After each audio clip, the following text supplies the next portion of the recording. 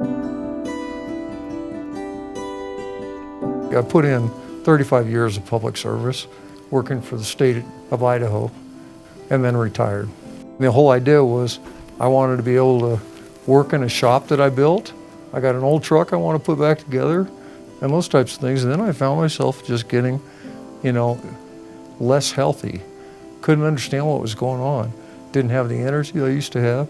I used to go 24/7, and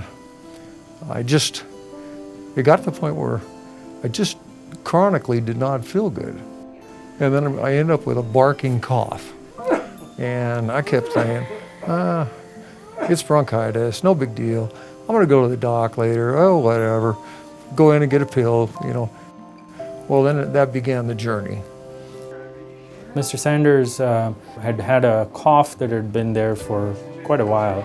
Sometime in 2020, was diagnosed with what we call interstitial lung disease. This is a group of lung conditions that lead to scarring in the lungs. He had had a biopsy that showed that he had a certain kind of interstitial lung disease. Based on that, it looked like he would need eventually to have a lung transplant. The University of Utah, the hospital, has been so good about preparing me and giving me everything that I need. It's difficult. Don't let me sugarcoat it. It's difficult going through the waiting process. Evaluations are extensive. It's difficult on your loved one. We got the call at Like 6:30. 6:30. Yeah, she said, I think we've got a set of lungs that could be a good match for you. And Yeah. oh my God, Exciting. it was exciting. It was emotional, tear-jerking moment. I'm looking forward to taking camping trips or really enjoying retirement.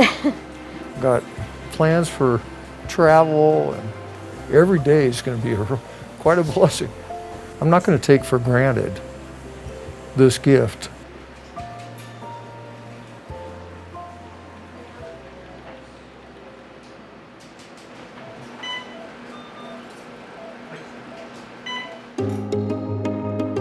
That day, leaving the hospital was the best day ever, like his shirt said. It was, oh my gosh. To be released to come home was just amazing. It absolutely was amazing. The thing that was so nice about it was being able to walk out of the hospital without oxygen. I didn't realize that I was that excited, but I felt like a kid in a candy store. It was wonderful. He got out of the wheelchair and walked into the car, and we headed back.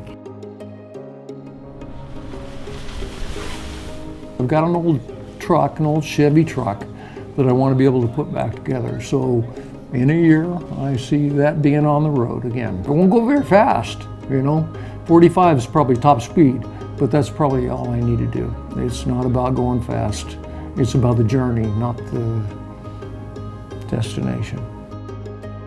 White blood cells, red blood cells, or looking at the meds and going, okay, if I see what they're doing. They're going up on this med and they're going down on this one. When we were discharged, I thought it was just going to be pretty much a straight road. Didn't know if there was going to be ups and downs. Well, it seemed to me like everything that could happen did happen. Having a couple opportunistic infections, so it was a matter of going into the hospital, coming out of the hospital, going into the hospital. I knew I could call the lung transplant team. They always gave me answers. I felt like they were amazing. It was so helpful. The real heroes are the people of the treatment team, my wife, the donor family. I would like to say thank you so much to the family of the donor. We are so lucky and blessed. I probably look forward most to being able to get up in the morning and put my pants on without help being able to walk down the hall without breathing heavy or having a tube sticking out of my mouth.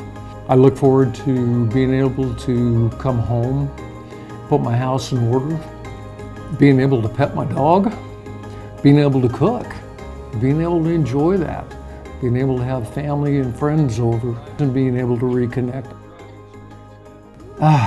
The things I took for granted, I no longer take for granted. One of the first things that we did when we got back was sit out front. Tim and I would sit out there, drink coffee, just look down the street at the trees, the sky, being able to say hi to neighbors. It was so good to be home. I always knew that we'd make it through it one day at a time. I'm still alive, and I can enjoy every day. We were a team.